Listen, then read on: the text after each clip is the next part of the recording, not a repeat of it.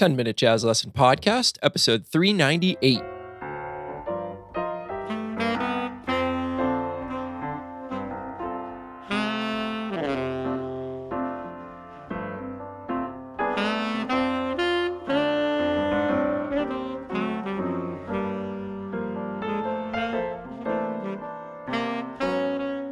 Hey, everybody, welcome into episode 398 of the 10-Minute Jazz Lesson Podcast. We are going to continue our series on Have You Met Miss Jones? I think there's a lot more to discover here, and doing another month of episodes on this, I think, are really going to allow us to get into kind of the nitty-gritty of this tune, for lack of a better term, and give you a whole bunch of options that you are definitely going to be able to carry over into a lot of the other standard jazz repertoire that you'll come across in your life.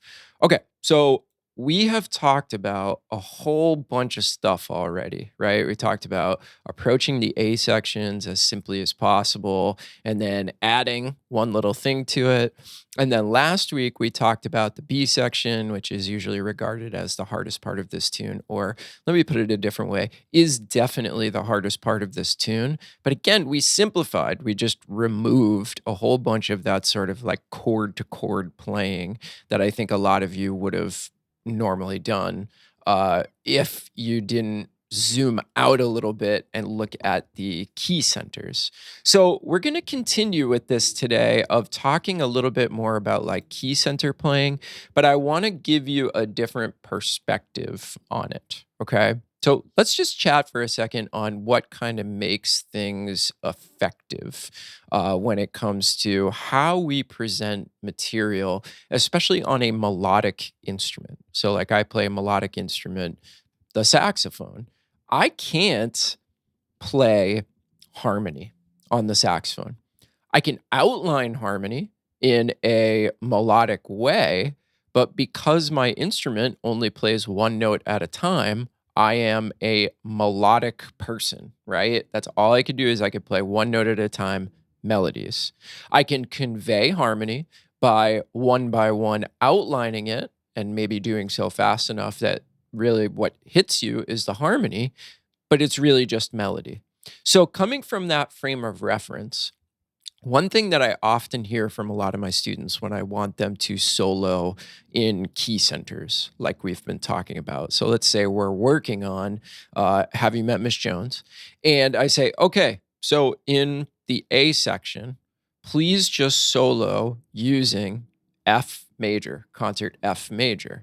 And where their mind immediately goes, rightfully so, and this is actually exactly what I've presented to you in the first couple of episodes, was an F major scale, right? So we start playing and we start using that F major scale. And then pretty quickly, what happens is we maybe get a little bored with thinking about an F major scale. And we start to feel like, oh, geez, I'm repeating myself a lot when I just use this F major scale. Now, first of all, that's totally normal. And second of all, the reason why we do that is because most of us have probably learned to play F major in a very specific way. Like maybe the first way we ever learned it was just playing the scale up and down, and that's it. And maybe that's actually the only way that we've practiced it, right? So naturally, when we go to use it, we use it in the way that we've practiced it, if that makes sense. And this is really important. So while it might just seem like I'm rambling, I'm getting to something. That's really important. The way you practice something is the way that you're going to ultimately use it. So write that down on a piece of paper and really think about the implications of that. Okay. So one of the things that I will do with my students is I will simply give them a different way of organizing the key of F major. And maybe that means leaving some stuff out. Maybe it means adding some stuff. But the way that we're going to come at this today is by leaving some stuff out of the F major scale and seeing what that does, seeing that how that changes the way we just play in F major.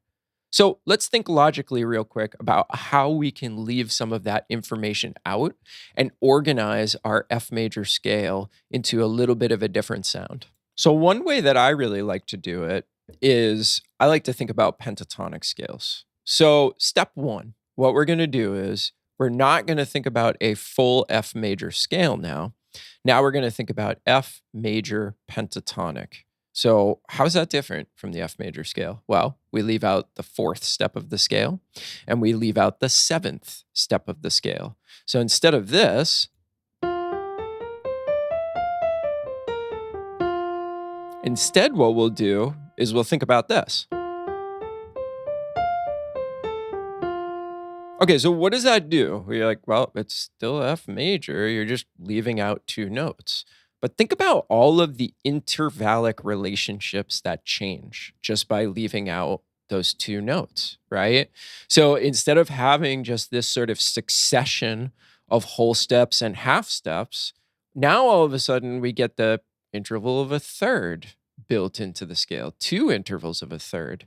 Then if we start to flesh that out, we start to realize that a lot of the intervallic relationships are a little bit different, or rather, not different, but they force us to think about them in a different way, if that makes sense.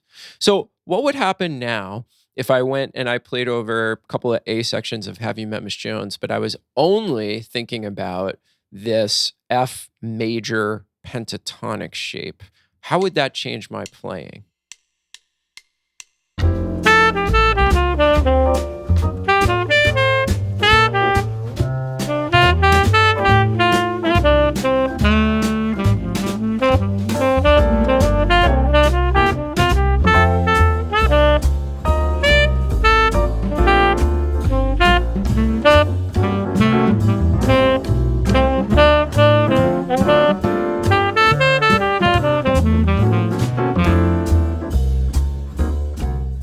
So what I can very, very honestly tell you is that stuff that I just played is very different from what I would be playing if I was thinking about the entire F major scale. So it's changing. It's changing what I'm playing. Okay, let's think about other pentatonic scales that we can use that are diatonic to the key of concert F. So another one that I can use is I could jump up to the third and play a minor pentatonic shape. So in the key of F, if I jump up to the third, I'm on A. And if I think about an A minor pentatonic shape, I get A, C, D, E, G, A. Okay. So still diatonic to the key of F, but a completely different collection of notes again. So this is going to give me a totally different sound, even though I'm still playing notes in the key of F major. Let's check out this one.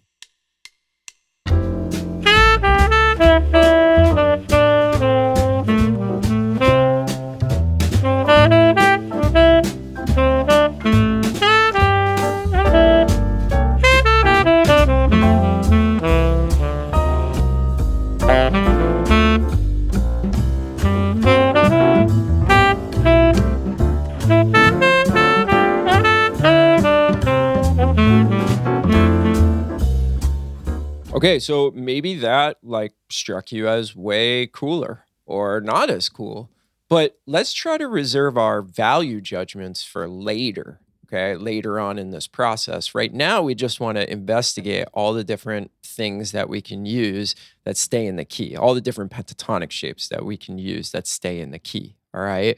So there's one more that we can use that sort of stays in the key. And we're going to build a minor pentatonic now off of the ninth, off of the second degree of the scale. So in concert F, if we play a minor pentatonic shape starting on G,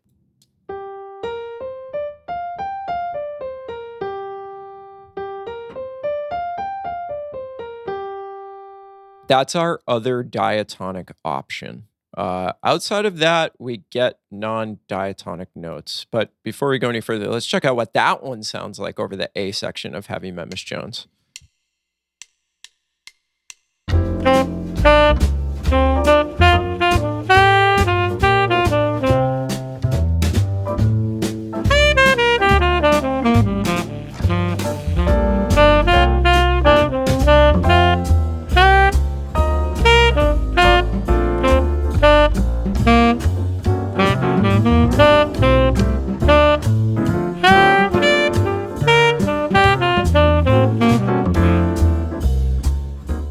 So there's the other one. Now, I have some thoughts about whether that one works or not. But again, I'm not making those judgments yet. I'm not ready for that yet. Simply what I'm doing is I'm just exploring these three different ways to collect different pitches while just staying with the key center.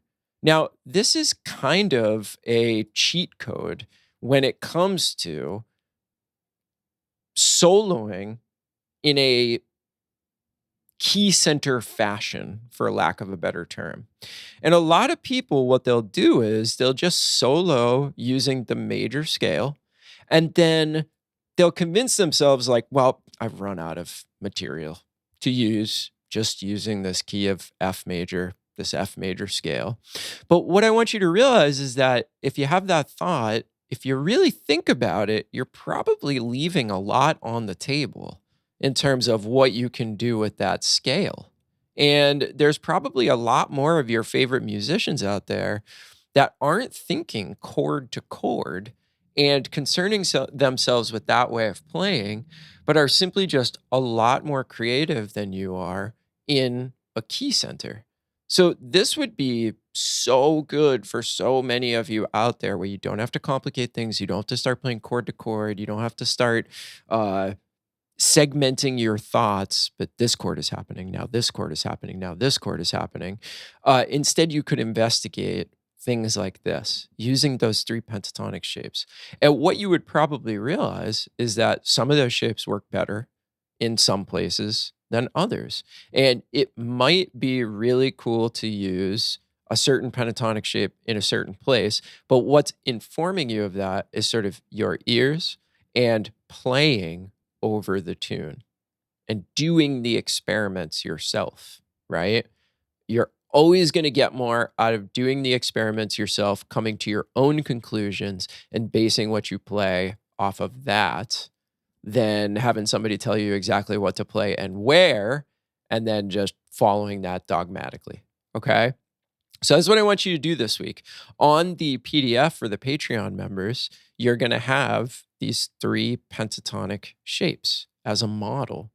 And I just want you to work on them over the A sections. Now, here's the really cool part about it. You can apply this exact same concept to those key centers on the bridge.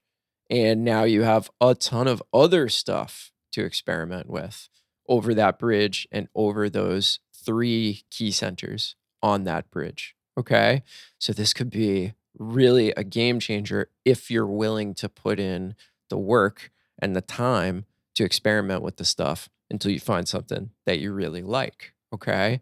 I'm also going to give the Patreon members some trading tracks so that we can trade back and forth like we usually do. And you could hear some of these pentatonic shapes being freely used and what that actually means, in context, and it can spur you on to your own ideas. Okay. Now, speaking of Patreon, if you're new to this show, the way we support the show is from listeners just like you that choose to donate a small amount of money each and every month. And in return for that, you get materials and backing tracks and play alongs and all sorts of cool stuff with every single episode. So if you want to support the show and get all of these materials, the materials we were just talking about today, you can go to 10minutejazzlesson.com, click on one of the Patreon banners, or simply go to patreon.com and search for the 10-Minute Jazz Lesson podcast. As soon as you sign up, you get access to everything that we've ever done, which is quite a bit at this point. Obviously, this is episode 398. Quick shout out to some new patrons this week. Thank you to Chris, Stefan, and I'm Goated. I really like that name, I'm Goated. I'm surprised your parents gave you that name, but I really dig it. All right, thanks for joining up to be a part of the 10-Minute Jazz Lesson family, and of course, to the hundreds of members we have over there. Thank you. We really couldn't do this without you. So again, 10minutejazzlesson.com, click on one of the Patreon banners, or patreon.com, search up the 10-Minute Jazz Lesson podcast. All right, let me know if you have any questions, and we will see you all next week with another idea. Happy practicing, and really, really take the time to do the experiments. That's where the gold is. Talk to you all soon. Bye, everybody.